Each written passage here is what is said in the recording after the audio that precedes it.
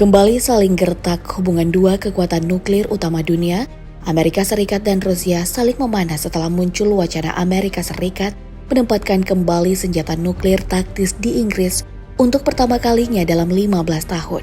Kabar itu menuai reaksi keras dari Rusia.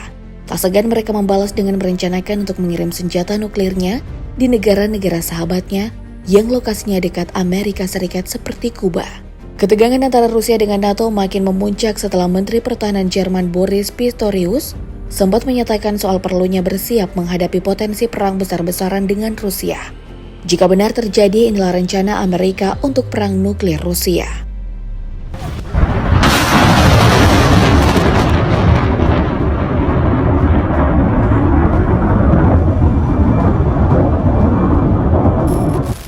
Potensi eskalasi konflik antara Amerika Serikat dan Rusia menjadi semakin memprihatinkan, terutama dengan meningkatnya persaingan di bidang militer dan geopolitik.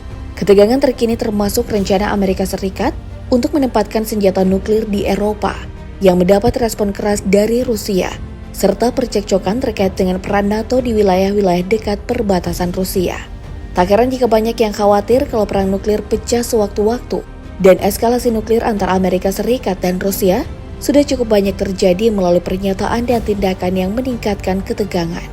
Seperti pernyataan-pernyataan mengancam yang disampaikan lewat media, pengembangan sistem pertahanan anti-rudal oleh masing-masing pihak yang dianggap sebagai langkah provokatif oleh pihak lainnya, berbagai insiden militer dan pengembangan senjata baru.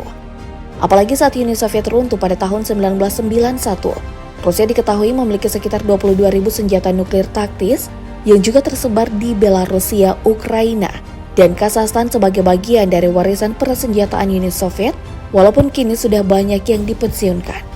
Tapi sebenarnya Amerika Serikat juga memiliki banyak stok senjata nuklir. Bom nuklir B61 yang memiliki panjang sekitar 3,66 meter misalnya, ini adalah salah satu senjata nuklir yang dimiliki oleh Amerika Serikat. Bom ini memiliki berbagai kekuatan ledakan, mulai dari 0,3 hingga 170 kiloton.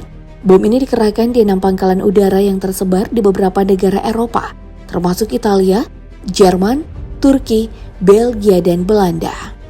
Dan untuk mengantisipasi serangan nuklir Rusia sewaktu-waktu, Amerika Serikat sudah lama menyusun salah satu rencana respon militer yang dikenal dengan Single Integrated Operational Plan atau rencana operasional terpadu tunggal yang terdiri dari Major Attack Option alias opsi serangan utama, Selected Attack Option atau opsi serangan terpilih, dan Limited Attack Option atau opsi serangan terbatas.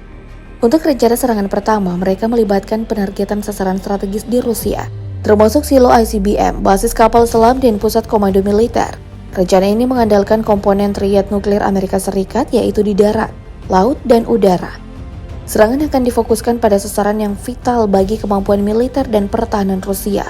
Di darat, mereka merencanakan untuk penggunaan rudal balistik antar benua alias ICBM. Salah satu andalan mereka adalah LGM-30G Myotaman III, yang menjadi satu-satunya ICBM berbasis darat yang masih aktif di Amerika Serikat setelah rudal AGM-118 dipensiunkan pada tahun 2005. Diproyeksikan Amerika Serikat akan tetap mengandalkan Myotaman III ini sampai tahun 2030-an dengan melakukan pengembangan dan peningkatan teknologi terbaru.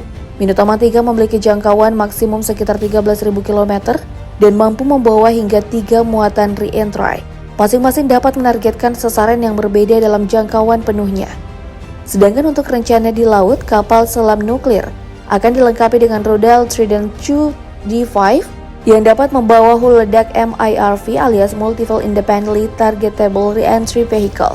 Pengembangan Trident D5 oleh Angkatan Laut Amerika Serikat dimulai pada tahun 1980-an setelah melalui serangkaian uji coba. Rudal ini akhirnya mulai dioperasikan pada tahun 1990 dengan jangkauan hingga 12.000 km dan muatan hingga 2.800 kg. Trident D5 dikenal karena daya tembakan yang kuat. Keunggulan ini membuatnya menjadi rudal balistik antar benua peluncur dari kapal selam alias SLBM pertama Amerika Serikat yang mampu menghancurkan target dengan lebih optimal. Lalu di udara, mereka mengandalkan pesawat pembom strategis seperti B-2 Spirit dan B-52 Stratofortress akan digunakan untuk meluncurkan serangan nuklir dari udara. Sebagai pesawat pembom Amerika Serikat, B-2 Spirit dianggap solusi terbaik untuk target prioritas tinggi. Dikembangkan selama Perang Dingin dengan program kerahasiaan. Hanya ada 20 unit yang dioperasikan karena harganya yang mahal. Desainnya memungkinkannya sulit terdeteksi radar dan mampu mengatasi pertahanan udara musuh. Dilengkapi dengan sistem elektronik rahasia dan muatan tempurnya, mampu membawa sekitar 18.000 kg termasuk rudal jelajah, bom jatuh bebas termonuklir, dan bom berpemandu presisi. B-2 dapat terbang lebih dari 12.000 km tanpa isi ulang bahan bakar. Meskipun terdepan saat ini Amerika Serikat telah merilis pembom siluman B-21 Raider yang baru, sedangkan pembom strategis B-52 Stratofortress memang dirancang khusus untuk membawa senjata nuklir. Pesawat ini telah beroperasi dengan Angkatan Udara Amerika Serikat sejak tahun 1955. Sebanyak 744 pembom strategis B-52 dari semua versi telah dibuat. Sejak diperkenalkan, Stratofortress terus ditingkatkan.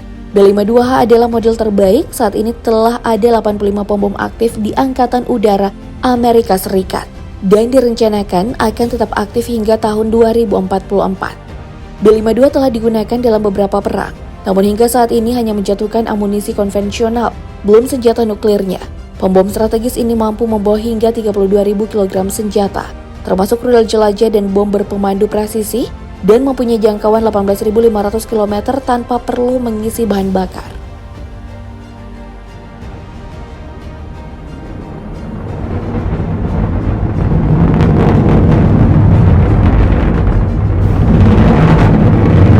Keseluruhan ada 12.500 hulu ledak nuklir di seluruh dunia sebagai senjata pertahanan berbagai negara.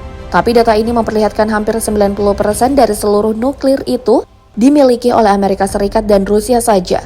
Per Januari 2023 lalu, Rusia tercatat memiliki 5.889 hulu ledak nuklir, sedangkan Amerika Serikat mencapai 5.244 unit.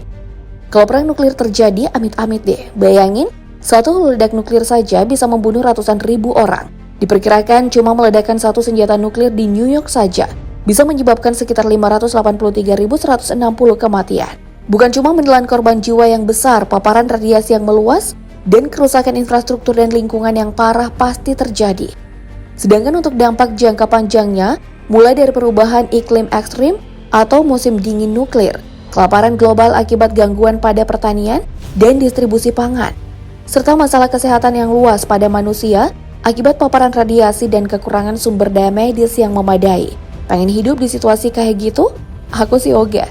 Oh iya, sebenarnya Pentagon secara resmi sudah mengubah nama rencana perang nuklir strategis Single Integrated Operational Plan alias Rencana Operasional Terpadu ini, OPLAN, singkatan Operation Plan sejak tahun 2003, yang direvisi secara berkala dan rahasia tentu saja. Tapi yang pasti isinya emang full penggunaan senjata nuklir dalam skenario perang, dengan detail strategi dan target-target yang akan dituju, serta prosedur pengambilan keputusan, dan bergantung juga sama keputusan presiden saat itu.